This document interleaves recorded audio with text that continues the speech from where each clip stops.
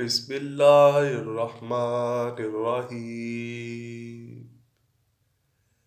حضرت حابیل نہایت سعادت مند فرما بردار اور نیک سیرت بیٹے تھے۔ انہی اوصاف حمیدہ کی بدولت حضرت آدم علیہ السلام کی تمام امیدوں کا مرکز حضرت حابیل بن چکے تھے۔ حضرت آدم علیہ السلام کو یقین تھا کہ میری نسل کو راہ راست پر رکھنے اور اللہ کے دین کو آگے بڑھانے میں یہی بیٹا میرا معاون ہوگا۔ چنانچہ یہی وہ بنیادی وجہ تھی کہ جس بنا پر حسد میں آ کر قابیل نے حضرت حابیل کو شہید کر دیا، کیونکہ قابیل چاہتا تھا کہ حضرت آدم کے بعد نبوت کا تاج اور انسانوں کی باغ دوڑ کا صحرا اسی کے سر سجے، لیکن یہ حضرت حابیل کے ہوتے ہوئے ناممکن تھا، اسی لیے اس نے حضرت حابیل کو شہید کر دیا۔ حابیل چونکہ حضرت آدم اور حضرت حوا کی آنکھوں کا تارا تھے، اسی لیے ان کی شہادت کے بعد وہ دونوں بے حد غمگین رہنے لگے۔ دوسری طرف شیطان قابیل کے پاس آیا اور اس کو گھر سے بھاگنے کے لیے کہنے لگا، اگر تم یہاں رہو گے تو تمہیں تمہارا باپ مار ڈالے گا۔ بس اسی قتل کے ڈر سے قابیل اپنی بیوی کو لے کر یمن کی پہاڑیوں میں جا بسا۔ اصل میں شیطان کو یہ ڈر تھا کہ کہیں قابیل توبہ کر کے حضرت آدم کا تابعدار بیٹا نہ بن جائے۔ پہاڑیوں میں جا کر نسل قابیل خوب بڑھنے لگی اور وہاں اس کی کثیر اولاد ہوئی۔ قابیل اور اس کی اولاد نے ہی سب سے پہلے آتش پرستی اور پھر شیطان کے بہکاوے میں آ کر بت پرستی شروع کر دی۔ دنیا میں قتل و غارت، حسد و فساد اور بت پرستی کی بنیاد قابیل نہیں رکھی۔ حضرت عبداللہ بن مسعود رضی اللہ تعالیٰ عنہ سے روایت ہے کہ حضور نبی کریم صلی اللہ علیہ وآلہ وسلم نے فرمایا، دنیا میں جب بھی کوئی ظلم سے قتل ہوتا ہے تو اس کا ایک گناہ حضرت آدم علیہ السلام کے بیٹے قابیل کی گردن پر ضرور ہوتا ہے، اس لیے کہ یہ وہ شخص ہے جس نے ظالمانہ قتل کی ابتدا کی اور یہ ناپاک طریقہ جاری کیا۔ دوسری طرف حضرت حابیل کی شہادت کے بعد حضرت آدم علیہ السلام غمگین رہتے، انہیں اپنے جانشین کو کھونے کا بہت دکھ تھا۔ حضرت آدم علیہ السلام اور حضرت حوا اکثر بیٹھ کر گھنٹوں آنسو بہایا کرتے۔ پھر ایک دن اللہ پاک سے حضرت آدم علیہ السلام نے یوں دعا فرمائی، اے اللہ پاک مجھے ایسی پاک اولاد عطا فرما جو دین کو پھیلانے میں میری مدد کرے اور میرے بعد بھی تیرے نام کو اور تیرے پیغام کو دنیا میں پھیلا دے، مجھے نیک اور صالح جانشین عطا فرما۔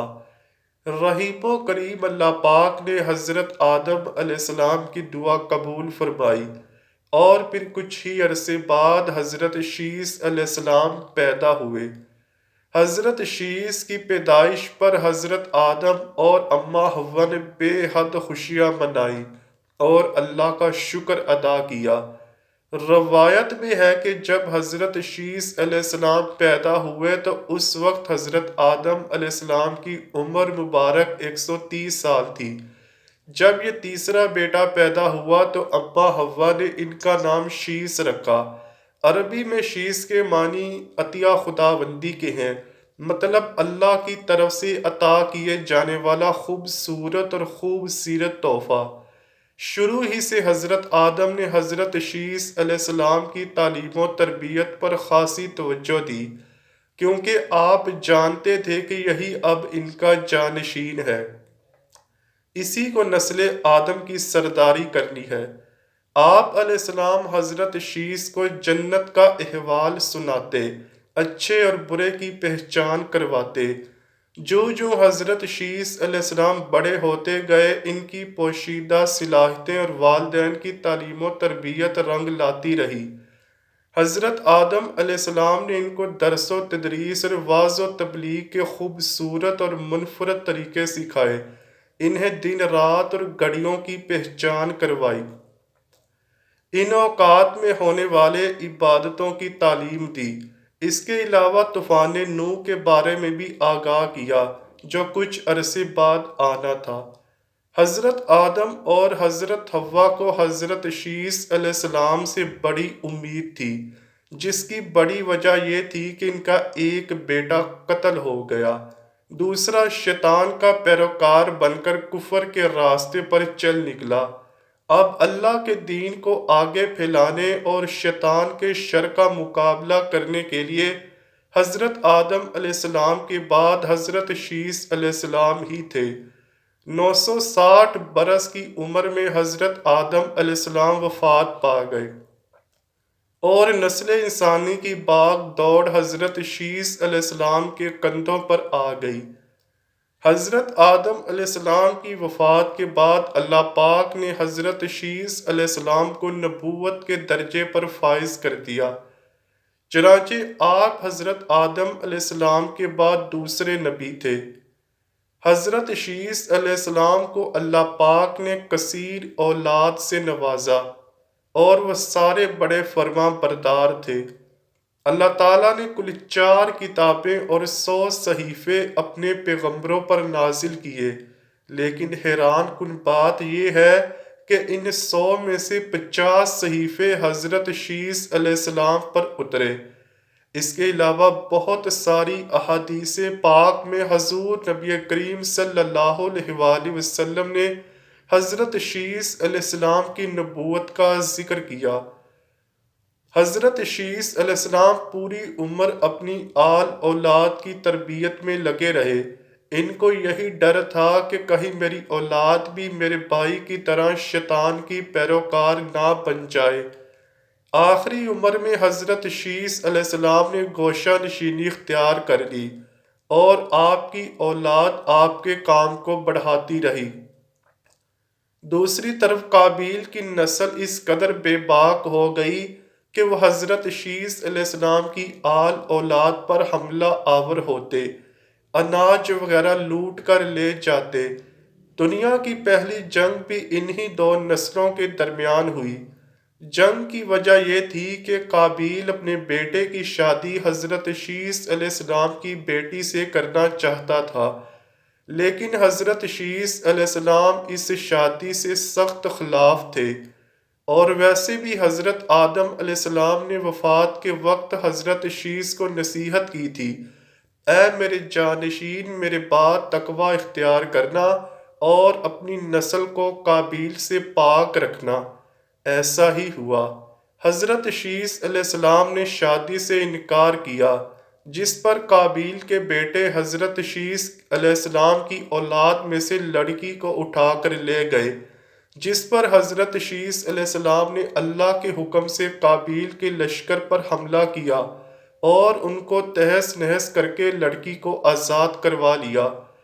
مسلمان، یہودی اور عیسائی اس بات پر متفق ہیں کہ اس وقت دنیا میں جتنے بھی لوگ موجود ہیں وہ نسل شیس علیہ السلام ہیں، کیونکہ حابیل 20 سال کی عمر میں شہید کر دیے گئے، ان کا کوئی جانشین نہیں تھا۔ قابیل اور اس کی اولاد شیطان کے پیروکار بن گئے، جس کو طوفان نوح میں غرق کر دیا گیا تھا۔ اسی لیے نسل انسانی صرف اور صرف حضرت آدم علیہ السلام کے تیسرے بیٹے حضرت شیس علیہ السلام سے ہے۔ علامہ ابن کثیر قصص الانبیاء میں لکھتے ہیں کہ حضرت شیس علیہ السلام نے اپنی وفات کے وقت اپنی کثیر اولاد میں سے اپنے بیٹے حضرت انوش کو جانشین مقرر کیا۔ انوش کے بعد کینن ان کے جانشین مقرر ہوئے۔ کینن کے بعد مہلائل جانشین ہوئے۔ یہ مہلائل ہی تھے جنہوں نے سب سے پہلے قلعوں کی بنیاد ڈالی اور انسان کو قلعہ بنانا سکھائے۔ اس کے علاوہ انہوں نے ہی شیطان اور اس کے پیروکاروں کو انسانی بستیوں سے نکال کر ویرانوں اور جنگلات کی طرف بھیج دیا۔ 40 سال کی حکمرانی کے بعد انہوں نے اخنوخ کو اپنا جانشین مقرر کیا۔ مشہور روایات کے مطابق اخنو ہی حضرت ادریس علیہ السلام تھے۔ حضرت شیس علیہ السلام کی وفات 912 سال کی عمر میں ہوئی۔ مختلف روایات میں 3 مقامات درج ہیں کہ جہاں ان کا مزار مبارک ہے: غزہ، عراق کا شہر موصل، ایودھیا، بھارت۔ اب ان تینوں قبروں میں سے حضرت شیس علیہ السلام کی اصل قبر کون سی ہے، یہ تو اللہ ہی بہتر جانتا ہے۔ بعض روایات میں حضرت شیس علیہ السلام کا مزار لبنان کے گاؤں شیس نبی اور بعض میں فلسطین کے شہر بسیس میں لکھا گیا ہے۔ آئیے آخر میں دعا کرتے ہیں کہ ہم گناہوں سے باز رہیں اور نیک اعمال کرتے رہیں۔ اے اللہ پاک، اپنے پیارے نبی حضرت محمد صلی اللہ علیہ وآلہ وسلم اور ان کی آل پاک کے صدقے میں بروز قیامت ہمارے حساب میں نرمی فرمانا۔ کمنٹ سیکشن میں آمین لکھنا مت بھولیے گا، نہ جانے کس کی آمین سے ہماری دعائیں قبول ہو جائیں۔ امید کرتا ہوں کہ آپ کو ویڈیو ضرور پسند آئی ہوگی۔ اگر ویڈیو پسند آئی ہے تو ویڈیو کو لائک کیجیے، شیئر کیجیے اور چینل کو لازمی سبسکرائب کیجیے۔ کمنٹ سیکشن میں اپنی رائے کا اظہار بھی ضرور کیجیے گا۔ ملتے ہیں اگلی ویڈیو میں، تب تک کے لیے اللہ حافظ۔